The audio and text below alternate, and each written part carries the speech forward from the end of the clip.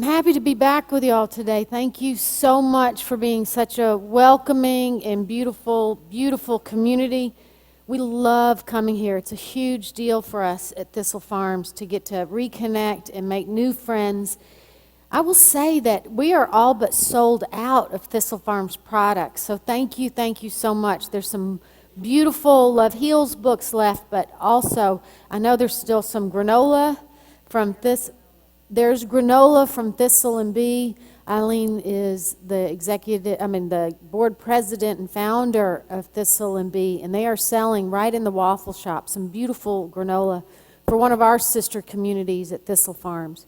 And just for anybody that doesn't know, Thistle Farms is a 2-year residential community for women who are survivors of trafficking, addiction, prostitution. People come in, they live in community, in really old school style community.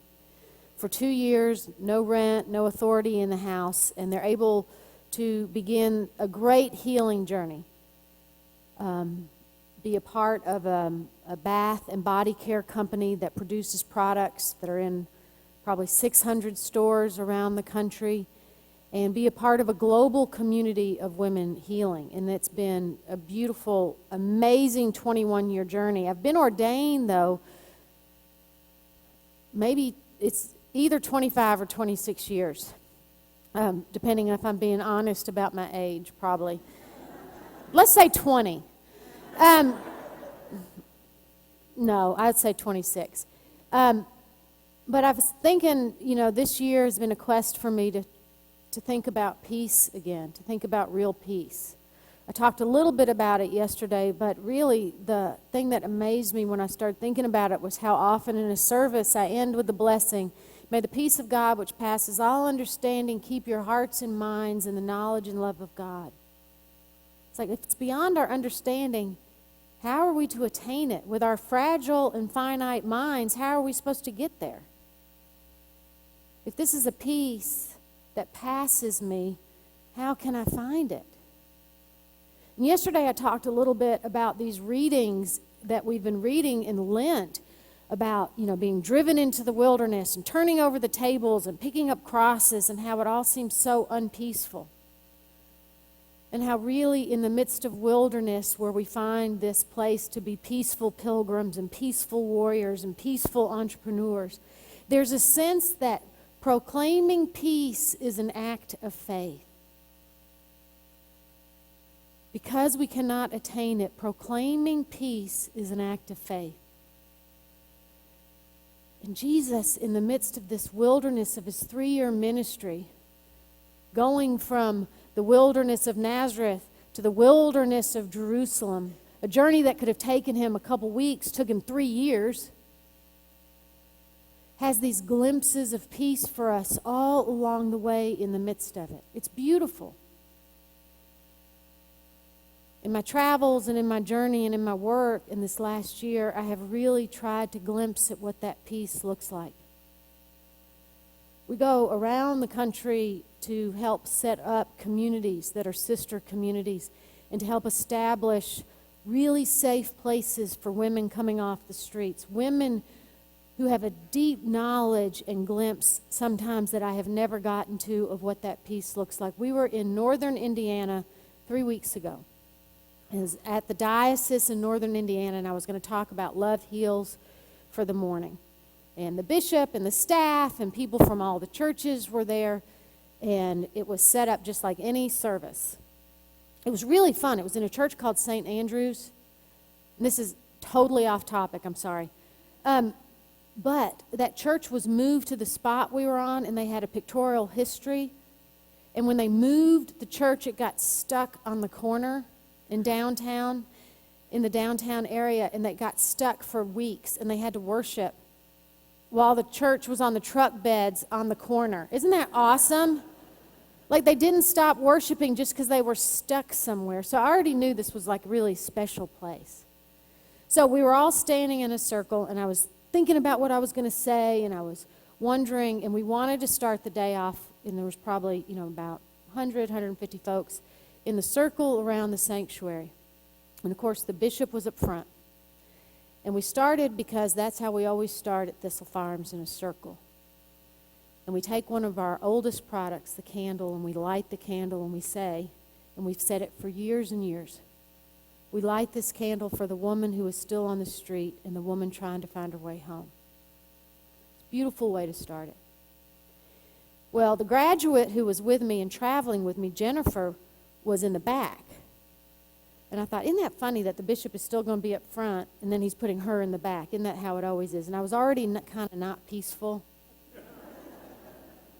You know, as soon as that one judgmental thought gets in your head, that's what happens, right? So Jennifer lit the candle and she set it in the middle and she said, my name is Jennifer. I'm a graduate, 10 years of Thistle Farms. And I was the woman on the street who used to cross the street to avoid. And I was like, that's not the script. Again, not peaceful. And then she went on to say, I was the woman in prison that you prayed for that you never got a chance to go visit. And today I am the light. And she set the candle down, and when she stood up, the way this cathedral was, in the back of the church, the beautiful, beautiful stained glass, the sun was rising. There had been snow that morning, so everything was white, and it was light shining in. And it was St. Andrew, and he was holding his hand up, and the light hit so that she was bathed in the light as a blessing from St. Andrew. And I was like, she's the light. That moment, that thought came into my head that is the face of God, that is the light. There was a peace that passed my understanding. Peace is an act of faith. To keep going, even as those other thoughts want to crowd out some deeper truth within us. We can find peace in our wilderness. And I've seen this year that peace is having clear memory. When we really remember how God has been abiding and with us and not abandoning, there are glimpses of peace. When I look back on the 21 years I have been doing this work from Thistle Farms, I have learned as much from our disasters and failures as our amazing successes. It's been amazing to me that the circle has come together after a fatal shooting. That the circle came together after one of our graduates was beat so bad we had to identify her by her sleeve of tattoos. By a woman who died, 85 pounds, chained in state's custody with a feeding tube in her. And I thought, surely this is the worst the world has to offer. That there's poverty and racism and unjust systems and abuse since she was a kid, and she tried, and these scars were so hard, and maybe this is the worst the world has to offer. Maybe this is why people don't do this work. Maybe it's too much. Maybe we are too inadequate. And remembering that funeral where the state gave us the ashes because no one claimed them. And we stood together in a circle and we wept and we could not speak because love was so thick in the room. With the worst the world has to give in those moments, there is God and there is an abiding sense that love gets the last word.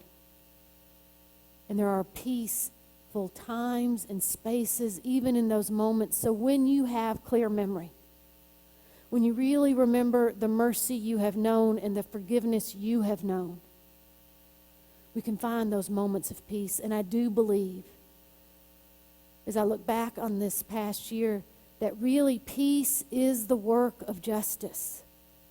Peace is the work of justice. When we went the first visit to the refugee camp in Greece to work with women who were survivors of the genocide in Syria that I talked a little bit about yesterday, women who were all, part of this huge connection between human trafficking and young women who are refugees, where 12,000 young women are missing from the camps now.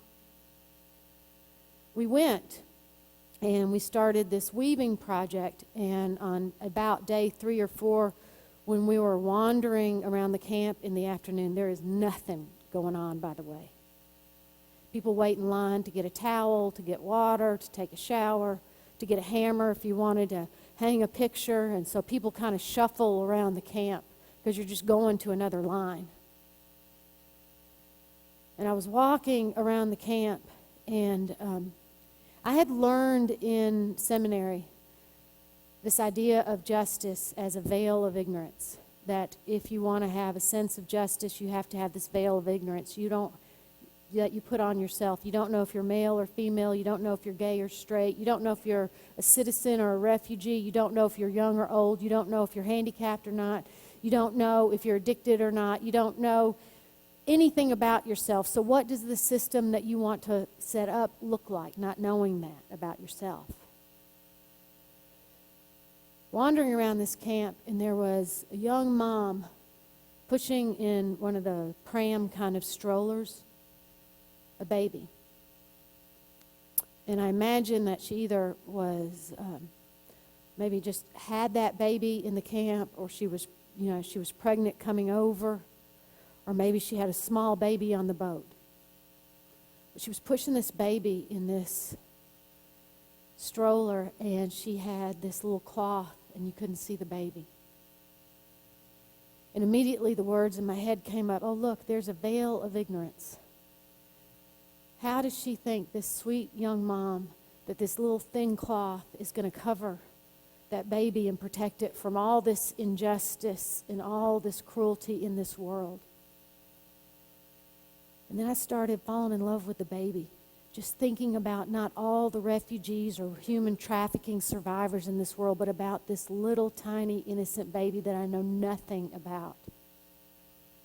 That baby was my glimpse into the truth of both peace and justice in one stroller. Just imagine for a minute.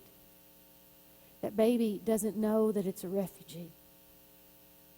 That baby doesn't know that, the suffering and inhumanity that its whole family has gone through. All it knows is that someone loves him or her enough to veil it, to keep it protected, to keep it in a sense of peace in the midst of this world. I love thinking about the work that we're doing in that camp, maybe giving that baby a little bit more sense of security and peace, and that the work of justice for all of us is peace. I think we get caught up, at least I get caught up, in all the politics, in all the just drama of this world, of all the tweets. And I forget sometimes about there is a mama and there's a baby somewhere in this world. And our job is to help remember the peace that passes understanding between a mom and a baby. And we work for justice in that. So my prayer for all of us is that we feel every now and again in the midst of our wilderness a peace that passes understanding. And we see it as the truth. We see it as the clearest memory of how we are loved by God. That we see it as our work of justice. So that even in the shadow of his cross, our soul finds rest. Even when we remember that we cannot attain to it, we can still proclaim peace, so that the God who is always redeeming, always sustaining, and always loving us abides with us on the darkest nights and on the brightest days. Amen.